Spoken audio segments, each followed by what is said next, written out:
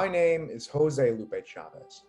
Before coming to UCSD, I spent the majority of my life living in a Central Valley town called Tracy.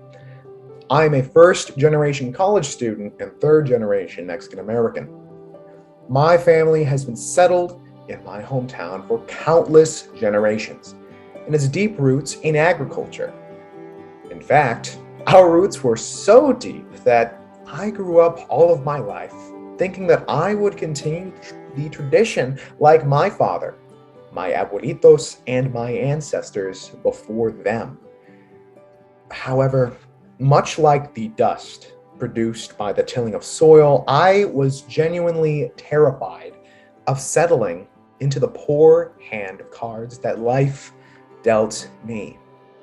You see, I was subjected to a traumatic birth in a community hospital largely serving Mexican Americans that resulted in the permanent paralyzation of my left arm and internal hemorrhaging within my brain. Because of this, most of my childhood was dedicated to prolonged stays in the UCSF Benioff Children's Hospital, homeschooling because I physically could not attend my classes, and ultimately 16 brain surgeries to treat my condition. I recovered since my last operation, but could not let go of the stigma typically attributed to those who have disabilities. Despite graduating at the very top of my class and narrowly avoiding the fate of becoming paralyzed from the neck down, I still felt as though I was defined by what happened to me. I assumed that even in college, people would see me as someone who is unable to truly reach their full potential because of their past. Upon entering Eleanor Roosevelt, I was proved beyond wrong. Though I was initially nervous about disclosing my conditions to my peers, I kept a bright smile on my face and intonation in my voice that led to the development of many supporting pillars. I found confidence in the recreational center, where I dedicated my mornings to strengthening my paralyzed limb with free weights. I was motivated by the tightly woven community, ranging from my amazing roommates discovered in the Oasis Summer Bridge program to the reliable staff residing within residence life here at ERC. I found solace studying for midterms in Cafe Ventanas and watching the sunset from Africa Hall. All in all, I was beyond surprised to begin and end my day as nothing less than a Triton, seeking to deepen their knowledge by exploring the evolution of our global world. I was accepted for who I was, all in all, at Eleanor Roosevelt College, which is the essence of an inclusive community. UCSD has allowed me to avoid settling like the dust in the valley and discover who I am beyond my impairments. I am confident in who I am, and I am oriented towards becoming 10% better every day so that I may lead others to find themselves and thrive. Everyone, my name is Michelle Kim. I'll start by introducing myself as a Korean American who has been raised by Korean immigrants for the past 19 years. I grew up in Ventura, California, a significantly small coastal town right below Santa Barbara. In the community I grew up in, I was part of the racial minority and did not have the expectation from my fellow classmates, my friends, nor my teachers to thoroughly empathize with how it felt to live with typical Asian racial stigmatization and stereotypes on a weekly basis. The community pressures I had undergone were based on skin tone, accent, culture, and physical features, which wasn't the right environment for an individual like myself. It became normal to hide my exotic cultural identity and found it safer to assimilate in the model minority facade of being a quiet, studious Asian student who could not be vocal about the issues that plagued her. My silence felt like I was being stripped of my voice, my culture, and my future. I remember the night of college decisions when I got into UCSD, more specifically ERC. I recalled why I chose to live here in ERC, and it was because of our motto, developing world citizens through scholarship, leadership, and service. Something along those lines resonated within me, and I knew if I joined, I would find similar passionate and open-minded individuals. Personally, becoming part of a college that is associated with humanitarianism and activism for global issues was deeply ingrained in me and my past, and it's why I can confidently associate myself as part of a global movement to uplift racial and gender equality within the community, America, and globally as well. I did not come to higher education in order to spew immaturity and hate. I came here to learn alongside my fellow passionate and intelligent classmates who all have a right to equal educational opportunities and social mobility. I came here to find diverse thinkers who have magnanimous hearts, capable of loving everyone regardless of gender, social status, and race.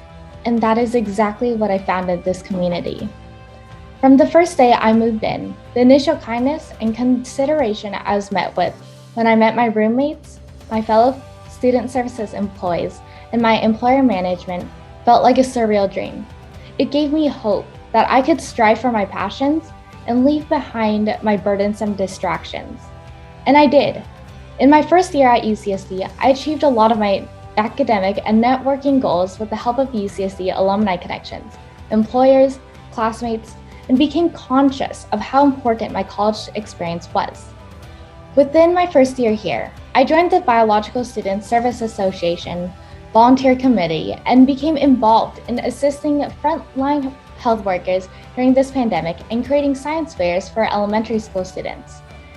I also formed tight-knit friendships with my suite mates, in which we've had late-night Pop-Tart nights, Valorant gaming sessions, and 2 a.m. final study sessions together. And most recently, I joined my fellow orientation leaders of 21 to 22, who have taught me how to be considerate of my fellow peers through pronoun usage, importance of teamwork, and most importantly, meeting individuals who love this unifying community like myself. My name is Clara Peroni. To start off with a bit about me, I was born and raised in the San Fernando Valley in Los Angeles, California, and I'm the youngest of 2 children. My parents are both artistic people for a living. My mom's an actress and my dad's a musician, and neither of them went to college, which makes my sister and I both first-generation college students. From day one, music and art and expression have all been a part of my life and a major part of my identity. Another community I had at home was the church that I grew up in. From the age of 2, my mom took my sister and I to a Unitarian Universalist church.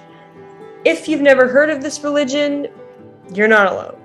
The key takeaways are that everyone is encouraged to find their own answers to the great questions of life, that we strive to be a community that is welcoming and inclusive to all, and that we must always remember that we are a part of a much bigger, interconnected web of life which we should respect and cherish. This community and the people who espoused these values created a space where I felt comfortable being my weird, loud, opinionated, and at times very argumentative self, and where I learned the importance of open-mindedness and curiosity in the ongoing effort to create spaces where everyone is able to feel that sort of inclusivity. Coming into UCSD, I wasn't sure if I'd be able to find a community like this one with people that shared the same values as me and where I felt so comfortable being myself.